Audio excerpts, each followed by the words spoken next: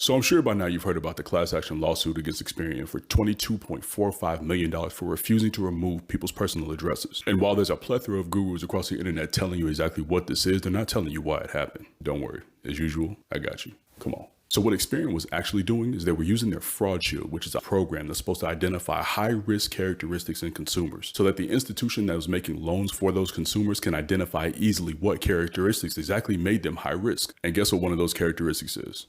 Where you live. So what Experian was doing is they were actually actively reporting inaccurate information that kept you from getting qualified for the loans, credit cards, and other things that you need. Now, this is a whole other level of malfeasance, as this is something that stopped millions of consumers like yourself from getting information to the banking institutions that they needed to actually try to qualify you. Now, here's the part that most people don't know. According to the FCRA, if anything is reporting inaccurate on your credit report, you have the right to request an investigation by the credit bureaus. They have 30 days to investigate this account, and if it in fact is not accurate, it needs to be removed from the credit report. Each credit bureau receives over 100,000 requests a day. What are the odds that they're going to get yours and perform the necessary duties? And they wonder why people like me and other credit repair professionals don't trust the system. Man, follow for more tips and tricks that'll help you increase your credit scores.